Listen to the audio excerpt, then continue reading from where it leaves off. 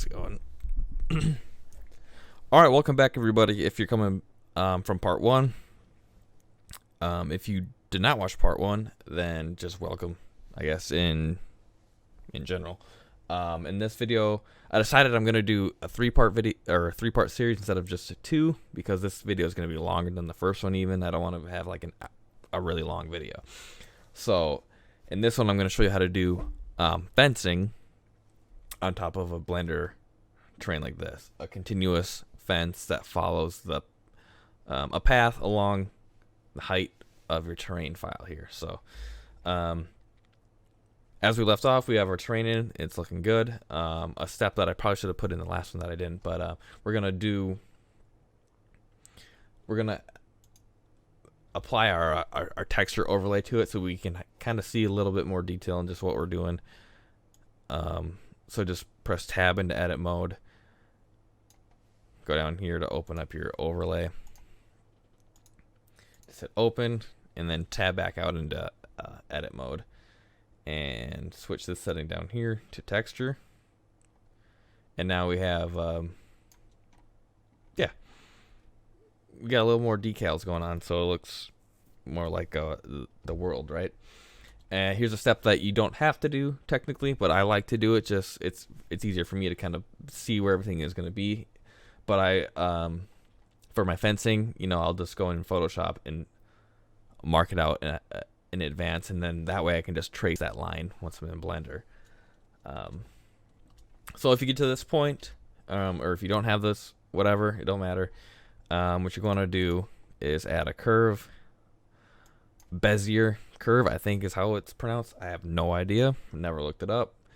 I've never even pronounced that word out loud until just now. So, okay. And then I'm just going to press G on the keyboard to grab it. I'm going to press Z so it only goes along the Z axis. And then I'm just going to raise it up so it's clearly above the highest point on my track or on my terrain. And then I'm just going to drag it over and choose a point to start at. It doesn't matter where I start. I'm just going to start somewhere on this path that I created in Photoshop. And there's a few things here. Now we're gonna go tab to edit mode. It's gonna pull up this like centipede looking thing. The first thing I do is go to this menu. If you don't have this menu, press N to pull it up. I'm gonna hide the handles and the normals because until we need to refine the path, they just get in the way and whatever. So I'm gonna press A to select all, or to make sure all of them selected, and then just switch the handles to, or I guess I'll show this. It depends. If you click auto, here's how auto works. It creates a nice, like fluid-ish curve when you do it. That's what auto does. If you switch it to, if you set them on vector, you get nice sharp edges. So it kind of depends on the look you're going for, what you want. For this, I think there's a little bit of both, so I'm just gonna kind of just start with it. So I'll just put one of the vertices at my start, and I'm gonna click another one, press G to grab it, and then just start dragging it along. Once I get to a point where it's got a turn, I'm just gonna press E to extrude it again, click it into the right spot, and then just press E again. And we're just gonna do this along along our entire path here. So for the sake of the video, I'm not gonna do this entire thing on video. I'll just go to a certain point, but like let's say here's a perfect example. This one, let's just switch it to auto so it curves, and then if we pull up our handles again, we can refine that curve just a little bit, and now our path is following that kind of how we want it to.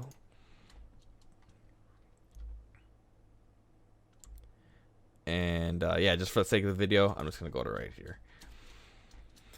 Now we have let's say we have all the fencing path we want. We have it all laid out. The next step is to just subdivide the crap out of it.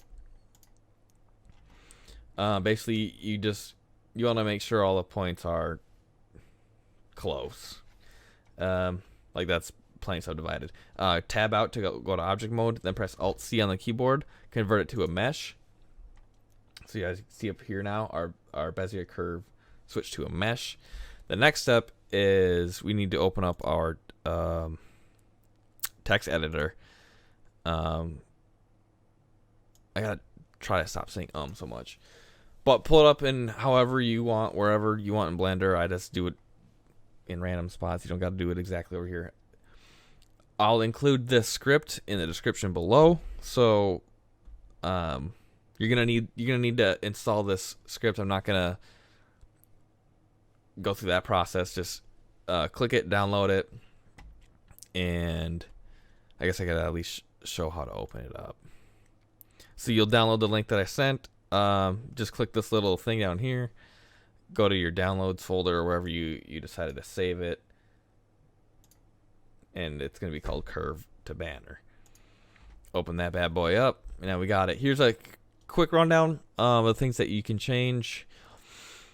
Fence width. I make my fences 5 feet tall by 10 feet wide because my UV is 2 times wider than it is tall.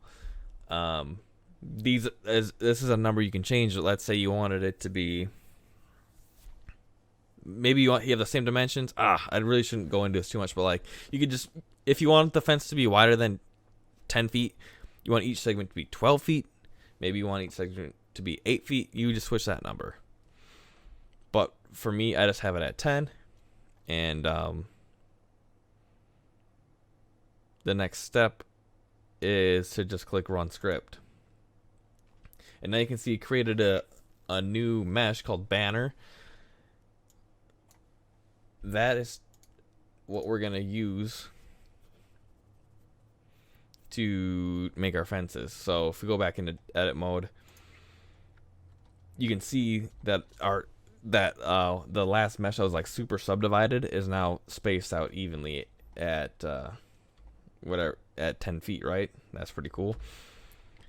So now the next step would be to click this little magnet, click this to face closest. Make sure you click this button so it projects it onto the surface of other objects, and then just press G on your keyboard and click your mouse, and as you can see, it snapped it down to our terrain.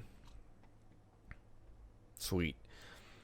Unclick the magnet, press E on your keyboard to extrude, press Z so it only extrudes it along the Z axis. And like I said earlier, my UV for this fence is twice as wide as it is tall. My width is 10, so I'm going to press 5 on the keyboard to make it 5 feet tall.